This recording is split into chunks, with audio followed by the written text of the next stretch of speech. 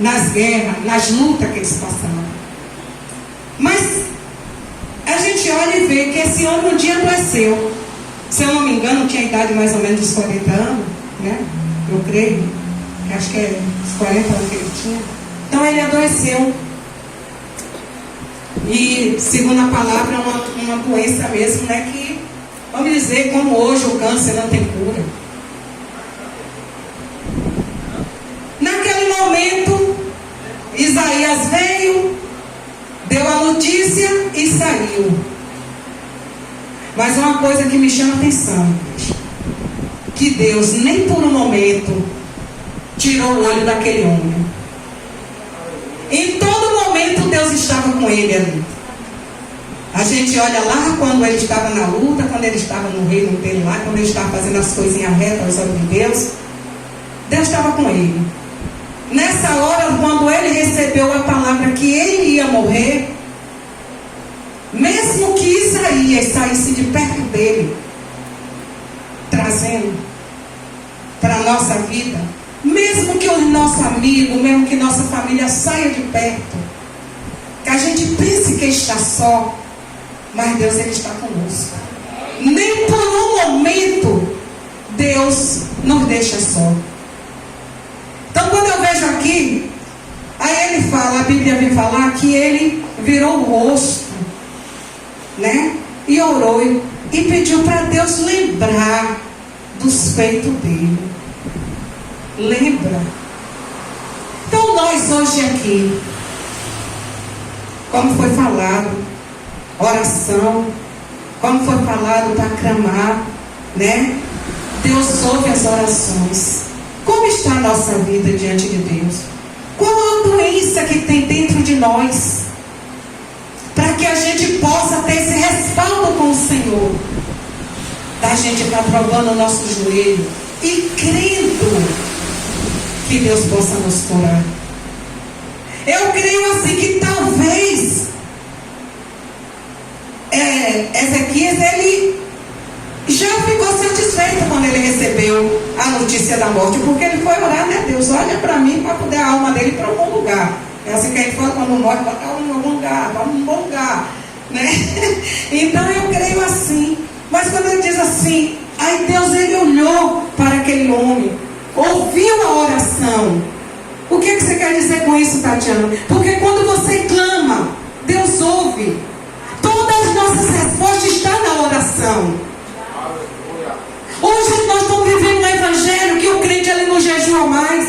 É uma oração de 2 minutinhos. Cadê aquele respaldo de oração? Esse homem aqui, ele tinha, né? A gente vê que ele tinha o porquê. Uma intimidade com Deus. E muitos de nós hoje estão perdendo essa essência, que é a intimidade com o nosso Criador. Eu vi aqui quando o pastor falou hoje aqui daquela viúva e os filhos dela. Ele falou que tinha respaldo. Porque quando ela passou, que nem disse o pastor, quando ela falou para o profeta, ela disse assim: tu conhecia o meu servo? Então nós estamos aqui com um homem que Deus conhecia, trazendo para a nossa vida. Deus conhece cada um de nós, mas muitas vezes a gente não recebe aquela resposta do Senhor, porque a nossa fé ainda é menor do que um grão de mostarda. Será que a gente está buscando a Deus como Deus merece ser buscado? São coisas para a gente se perguntar. Porque a gente cai, a gente levanta, né? A gente estamos caindo, estamos levantando, e Deus, ele continua conosco. A Bíblia vem falar que o que afasta o homem de Deus é só o pecado.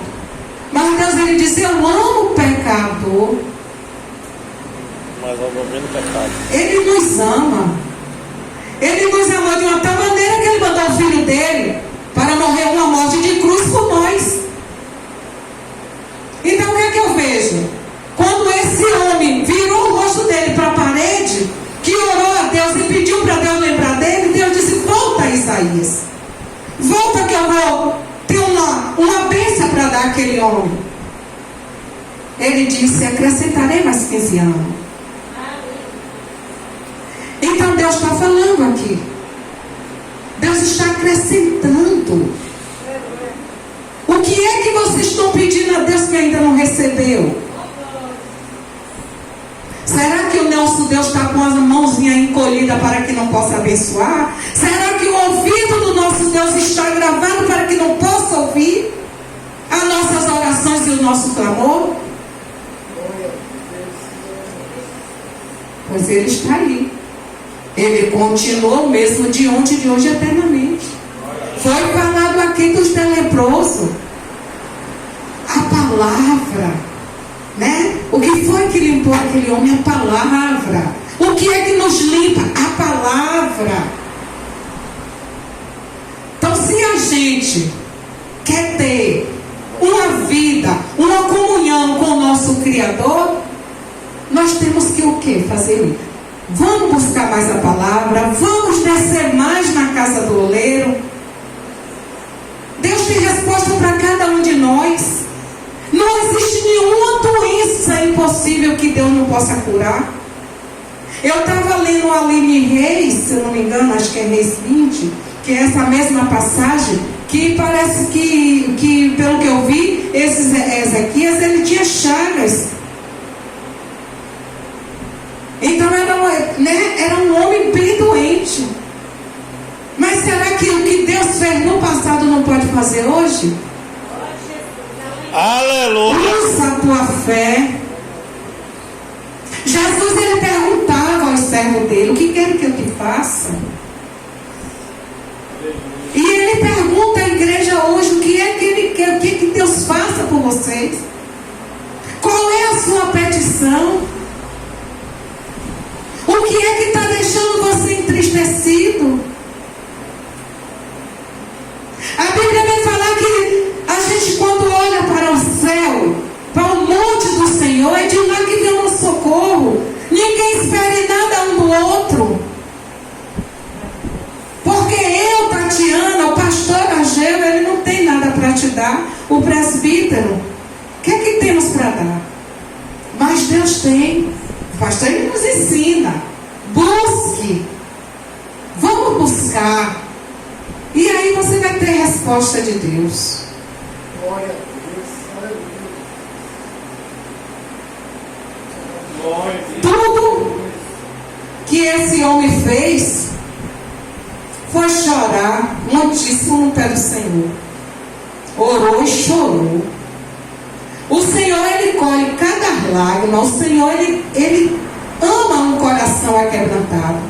Hoje em dia nós temos aqui uma igreja, estou falando só dessa, falo no geral, que ninguém chora mais. Ninguém se aquebranta mais. Ora assim, né? Vou orar porque tem que orar. Estou na igreja, eu sou crente, eu tenho que orar. Mas não tem mais um coração aquebrantado, um coração voltado para Deus. Então os milagres é para continuar acontecendo, mas infelizmente por nossa causa não acontece nada.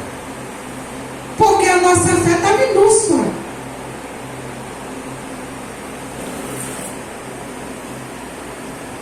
Aí eu olho aqui. Deus disse aqui com ele, no capítulo 7, né? Essa daqui capítulo 5.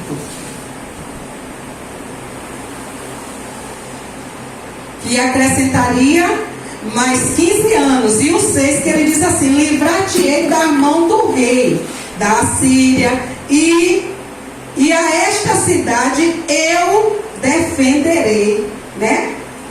O que é que Deus está trazendo para a nossa vida?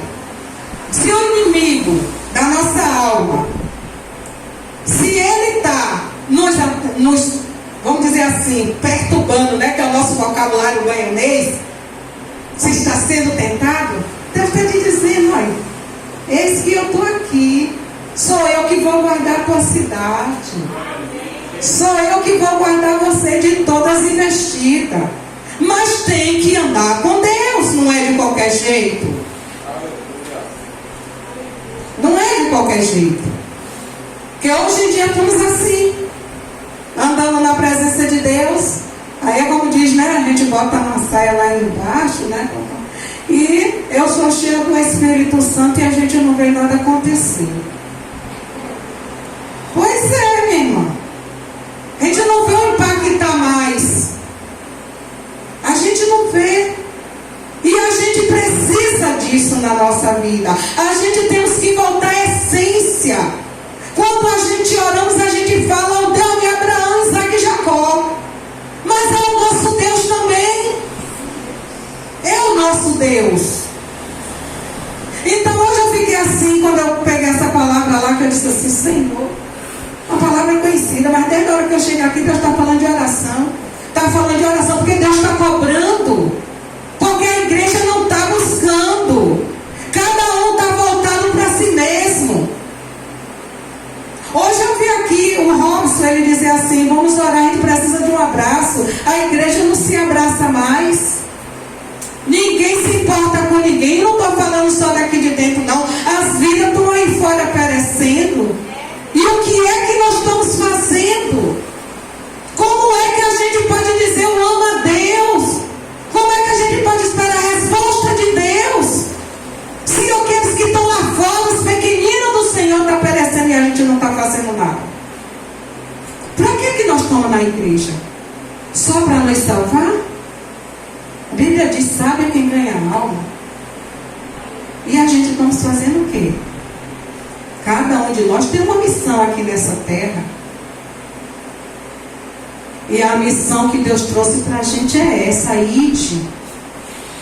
É fazer o ide do Senhor. A gente estamos aqui há 1 ano e quase 2 anos já chegando aqui, né, com o pastor. E a gente vê gente entrar, gente sair, gente entrar, gente sair, porque não estão satisfeitos com o evangelho que é pregado aqui. Porque ninguém quer ser liberto. Porque a palavra é que nos liberta, e se as pessoas fogem da palavra é porque não quer ser liberto. Como vai alcançar as vitórias? A gente estamos acostumados a chegar na igreja e nego distribuir bênção para tudo quanto é lado. Mas será que a gente é assim mesmo? Será que vocês têm recebido as bênçãos do Senhor que estão profetizadas na vida de vocês? Para esse homem aqui receber a cura, ele tinha que ter comunhão com Deus. Porque sem comunhão, sem essa comunhão e sem a fé, é impossível agradar a Deus. Então hoje nós não temos mais fé. Todo mundo diz eu creio, mas nada acontece. Porque nós estamos sem fé. Então quando eu olho para esse homem, que eu fico assim olhando, né, que era um homem de guerra. Mas também ele teve umas consequências assim aqui também, que a gente olha aqui assim, no final, porque às vezes quando a gente estamos numa determinada posição, o orgulho entra. E quando o orgulho entra, alguma coisa ruim também acontece. Então são coisas que a gente tem que olhar. Essa palavra, ele está sendo levar uma palavra para poder de reflexão, que é uma palavra que todos conhecem, é uma palavra que a gente até passa por cima, né? A gente lê assim, depois passa, mas vamos meditar um pouquinho. Vamos ver a história desse homem. Ele só tinha 40 anos, não é, pastor? 40 anos, né? Quando aconteceu essa enfermidade, era novinho. Eu vejo meu filho ali com 41 anos. Era novinho. Né? Mas era para poder para um rei. Não, mas para um rei era novo. Né? Quando ele ia morrer, ele tinha 40 anos. Ele era novo. Entendeu? Mas Deus, se ele tinha 40, Deus acrescentou mais 15. Ele foi para o quê? Para 55 anos. Ainda morreu novo. Mas aquele homem tinha um algo com Deus. Ele foi para um lugar bom, né? Porque ele temia. Aqui a gente lendo fala até o combate da idolatria. Teve, ele estava lá, né? Fez esse povo que era idólatra adorar o nosso Deus. E hoje a gente estamos dessa maneira. Muitas vezes a gente está idolatrando, não sabe. Às vezes a gente idolatra um filho, não sabe. A gente acha que não está, mas está. E Deus está vendo. Deus está vendo. Porque o que é idolatria? Não é você botar uma pessoa acima de Deus? Quantas pessoas têm feito isso? Quantas pessoas têm feito isso? E depois, quando vem alguma, vamos dizer assim, alguma mãozinha pesada sobre você, oh meu Deus, o que é que eu fiz? Eu oro tanto, eu busco tanto. Então, meus irmãos, a gente temos que mudar. Né? A gente temos que mudar. A gente tem que se doar mais para o Senhor. Jesus está voltando. E Ele disse, eis que cedo vem, vem sem demora. Nós estamos vivendo os últimos dias. Essa semana aqui foi falado aqui sobre a vinda do anticristo. A pregação das últimas semanas do pastor abriu muito a nossa mente para a vinda de Jesus.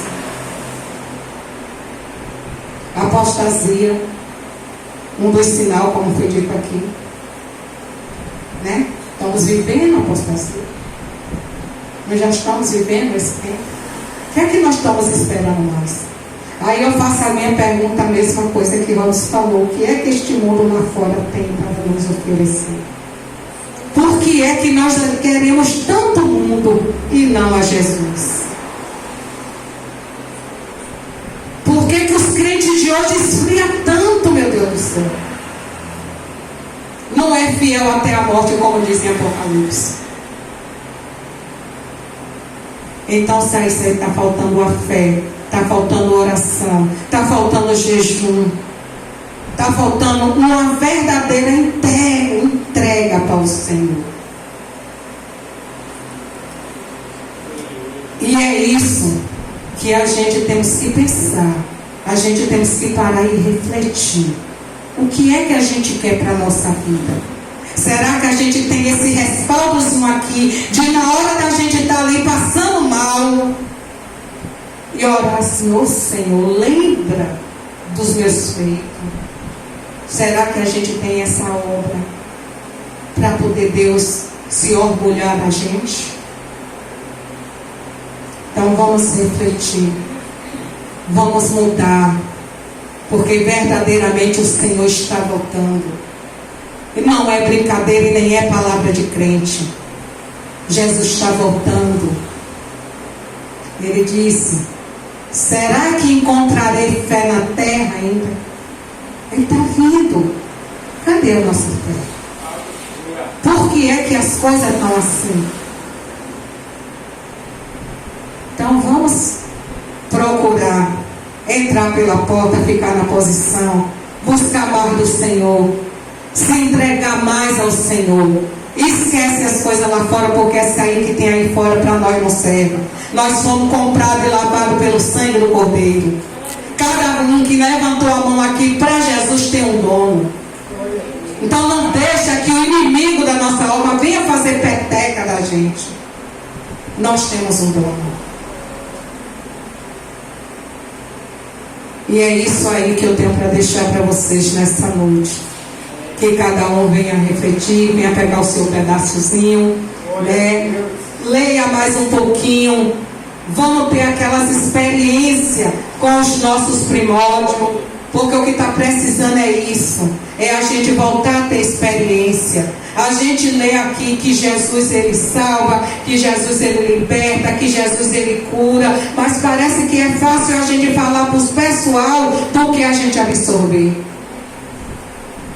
E a gente precisa absorver isso para a nossa vida, porque nós somos curados, a gente somos livres. Era em outrora a gente estava preso, como foi louvado aqui, a gente era que nem um passarinho numa gaiola, mas o Senhor nos libertou, para que a gente leve o evangelho dele para outras pessoas que estão cativas, porque eles não vão se libertar sozinhos. Nós temos que ir fazer o ídolo do Senhor. Nós temos que buscar aquelas almas que estão perdidas. Porque naquele grande dia foi falado aqui no púlpito, quando chegar lá Deus vai perguntar, ei, João, cadê? O que é que tu trouxe para mim? você tem nas tuas mãos para mim? Robson, né? O que é que tem para o Senhor? E ele diz também: que adianta você ganhar o mundo todo e perder a tua salvação? Então vamos buscar, vamos atrás daqueles lá.